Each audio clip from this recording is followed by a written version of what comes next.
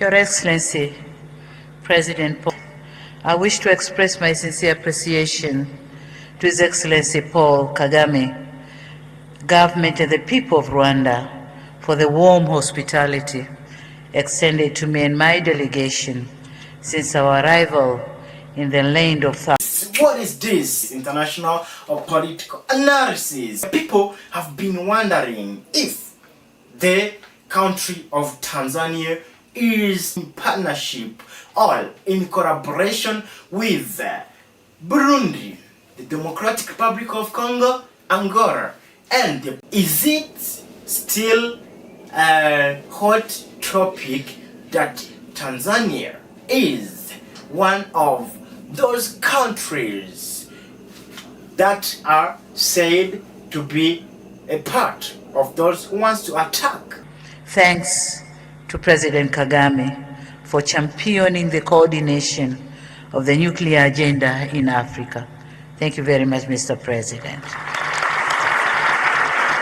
Forever, the people who have been suspecting Tanzania to have part or to have hand in the things that's been said around and around, over and over, concerning how Burundi has been receiving weapons and weapons all over through the country of Tanzania. Now you can see this. I think this is going to serve as a very great sign that the French must welcome again. I'm your man, Don the Great in this. What is this? This is the international or political. Your Excellency, President Paul Kagame, President of the Republic of Rwanda, Excellencies, heads of state and government, honorable ministers, Your Excellency Rafael Mariano Grossi, Director General of the International Atomic Energy Agency, distinguished representatives of international organizations, ladies and gentlemen.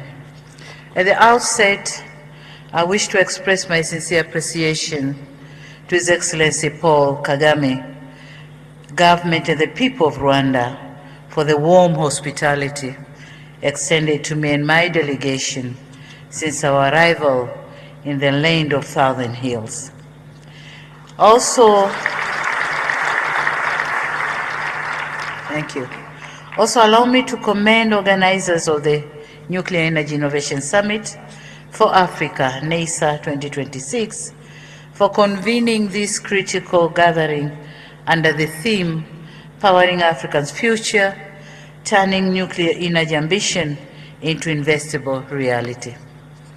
Africa's economic transformation depends fundamentally on reliable, affordable, and sustainable energy systems.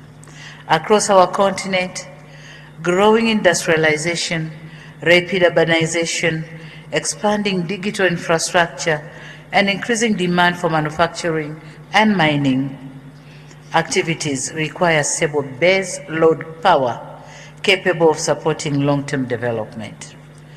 However, in considering future nuclear energy programs, several important issues must be addressed collectively. First is financing, which still remains a major challenge, and thanks to Gross, who told us that financing is there, but then the architecture has to be suitable for African countries. Africa needs innovative financing mechanisms, blending financing models and risk-sharing arrangements capable of making nuclear projects bankable and accessible. Second is regulatory preparedness and institutional capacity, which are very essential. Safe, secure, and peaceful use of nuclear technology requires a strong regulatory system, skilled human resources, effective safety oversight, and adherence to international standards. Tanzania appreciates the important role being played by the International Atomic Energy Agency and other international partners in supporting African countries in these areas. Third, public confidence and awareness. is critical to allay fears of nuclear threats and leverage on its opportunities. African citizenry should be aware and fully understand both the opportunities and responsibilities associated with nuclear energy development. Transparency, safety, environmental protection, and responsible governance must remain at the heart of all nuclear programs. Excellencies, Tanzania strongly believes that regional cooperation is essential for Africa's successful nuclear energy future. Thanks to President Kagame for championing the coordination of the nuclear agenda in Africa. Thank you very much, Mr. President. Through these partnerships with international organizations and peers, Tanzania looks forward to learning from global experiences and strengthening cooperation in nuclear energy transition.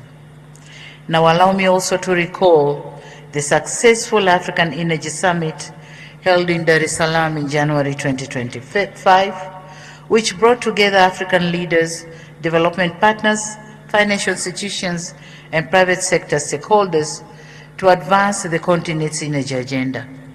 The summit adopted the Dar es Salaam Energy Declaration, which reaffirmed African collective commitment to accelerate access to reliable, affordable, and sustainable energy as a foundation for economic transformation and industrial development.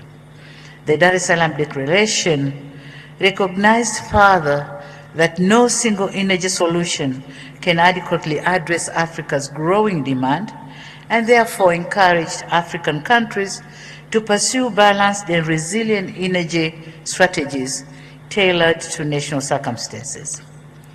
This discussion here in Kigali seamlessly complements the commitments made in Dar es Salaam by focusing on how emerging nuclear technologies can contribute to Africa's broader energy transition and long-term energy security.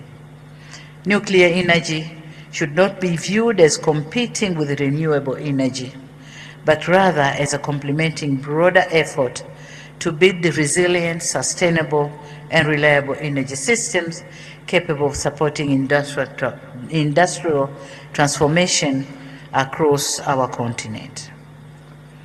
Needless to say that this platform provides an important opportunity for Africa to move from ambition to implementation. We must continue working together to create an enabling environment that supports investment, strengthening institutions, and build the technical capacity necessary for long-term energy transformation. Excellencies, talking again of my country, in Tanzania, electricity demand continues to grow in line with the national development priorities under the country's Development Vision 2050.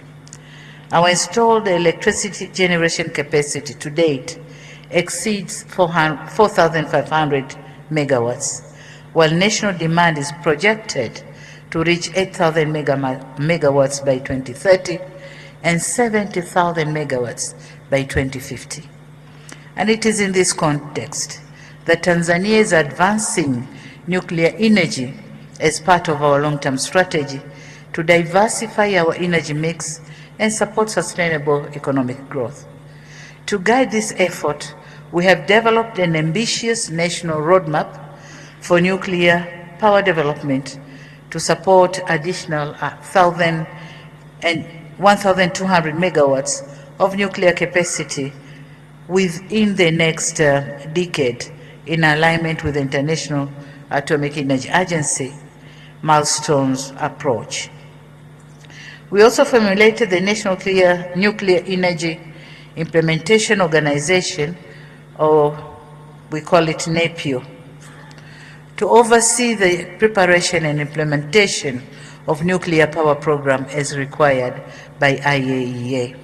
And so, in furtherance of the energy generation systems, we are particularly interested in understanding the opportunities presented by emerging technologies such as small modular reactors and micromodular reactors, which are increasingly being considered globally as scalable, flexible, and potentially suitable solutions for developing countries.